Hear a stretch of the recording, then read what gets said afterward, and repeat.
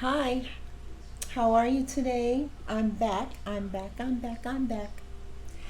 Okay, I guess I wanted to uh, share what I see when it comes to different crimes, like let's say human trafficking, uh, things like that. Okay, uh, what people don't realize, or maybe some do, is that what's most likely at work is a network. Okay? It's not always just that one person, okay, but it is possibly a network, okay? Uh, because that child that they kidnap or whatever they do, it's it doesn't always start with them. It's not always just snatching any kid off the street, okay? Sometimes it's a network. And these networks are very cloaked, okay? Sometimes within the network, uh, they you're dealing with people that are well covered, okay? That you would never suspect, okay? They are people that have their own business, sitting behind a desk, okay? And they in good jobs. They may have their own business, sitting behind a desk, and then they have other people working for them, okay? And these networks can span across continents, okay? Because this person has a friend or whoever doing the same thing somewhere else, okay? You give them a call, hey, this and this and that, and then that person has someone else, okay?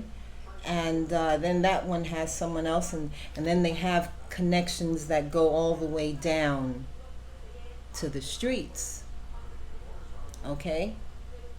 They go all the way down to the streets.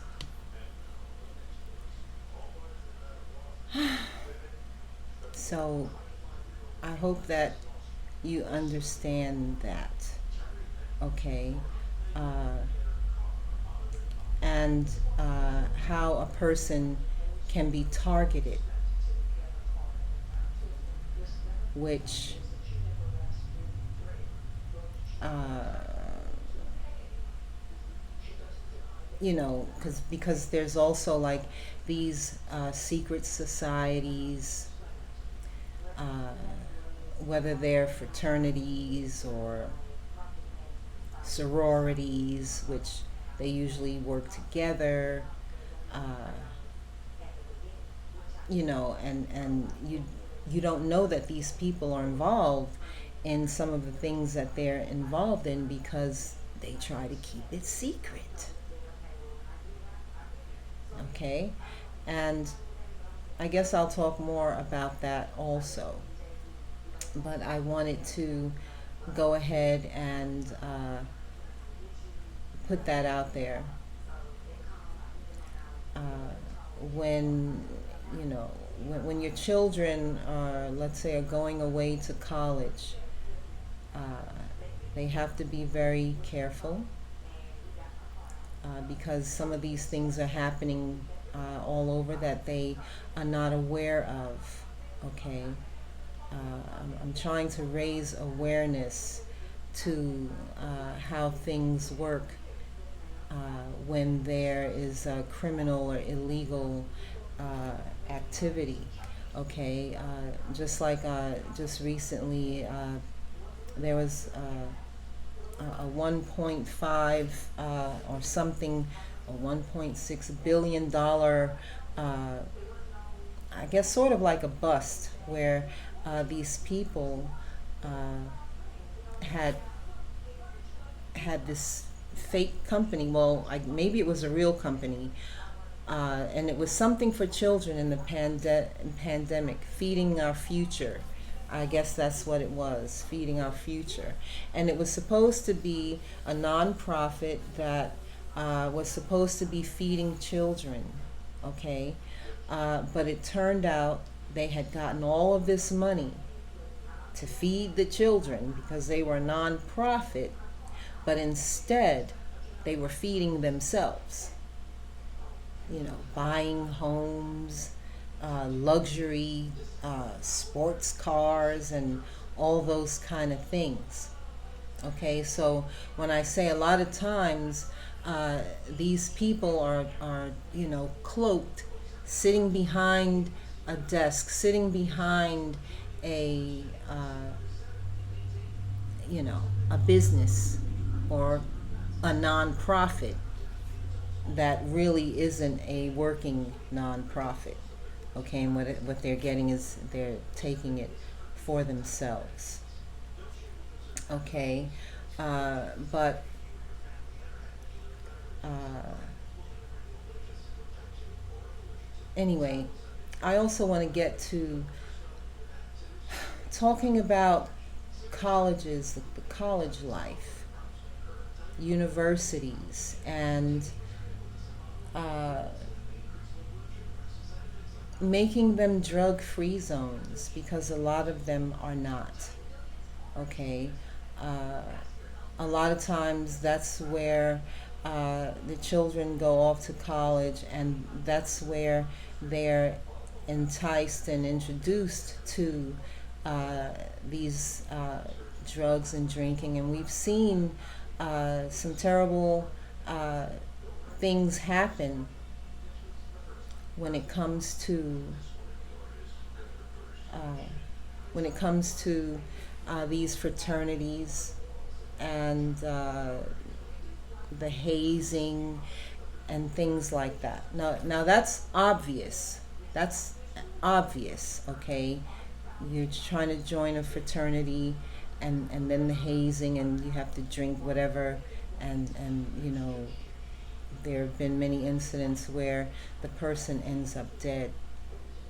Okay, but then let's talk about the incidents that occur on college campuses that are more covert. Okay. Uh, I know a young man that had an experience where he went to a college, and and notice, I'm telling you this so that you can be aware, so that you can be careful. Okay, because a lot of these things will seem very, very innocent, and they're not. Okay, uh, this young man, he went off to college, and he was approached by, I guess, other students, or yeah, other students that were into different things at the college. And there were two of them that sort of asked him if he would help them promote their brand. They were trying to build a clothing line. Okay, they were trying to build a clothing line, and they wanted him to help them out. And the way they wanted him to help them out was to sort of wear their brand. Okay, wear their brand of clothes. Okay, so that like he could be like a walking advertisement. Okay, now it might sound like, oh yeah, and then that person feels like they're a part, you know they're willing to do that because they feel like that's an invitation to be a part of something else, to be a part of the college experience, helping other people be successful. Okay, but when in reality, the reason they wanted him to wear their brand of clothes is because, unbeknownst to him, he was a target. Okay? He was a target. So he's wearing the brand of clothes. Okay? Let's say it whatever it is. Let's say it had whatever it was. Let's say a big W, or a number 10, or a number 22, or a number 444, or 1010, or 1111, whatever it is. Or a name, big dog, goat, whatever it is, whatever the brand is. Okay? So the young man is wearing the brand, trying to help this person promote their brand, but really he's a target. See, he doesn't know. Okay, because what that does is he's wearing the clothes, and so they know who he is. They know who he is. They know that that's the guy we're supposed to work on. That's the guy that we're going to, that's the target. You understand what I'm saying? Because, and they know, he doesn't know, okay? He thinks he's just helping promote, or helping someone promote their brand.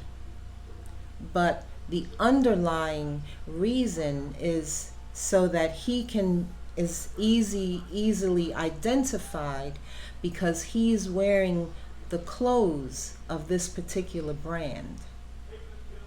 So when other people approach him that may be, let's say, part of this other operation or network of whatever's going on, okay, so then he's the target. But he doesn't know he's the target. But they know he's the target because he's wearing the clothes which identify him to them. Okay? So things like these I don't know what you call them, plots and plans, okay? And these things, like I said, can stretch over states, okay? You can be from one state and go to school in another state, but there could be someone from your state where you're from that knows people from the state that you're going to. And it's probably even easier with fraternities. There are obviously dark fraternities, okay, and they're involved in these kind of things. They're involved in dark things, okay. So all they have to do is call whoever out there, and there's the network, there's the connection. Okay, so I hope you understand, okay? And if you don't, sometimes when I speak on things, it's a matter of letting it marinate, okay? Or letting it resonate, and then you'll get the point if you don't get it right away. I don't know, that's just how I do. Okay, so anyway, I hope this helps someone. Colleges need to be more involved in making sure that their students that attend their colleges, like that their colleges are drug-free zones, okay? I don't care if you are grown, allegedly, however old you are, 18, 19, 20, whatever, going to college.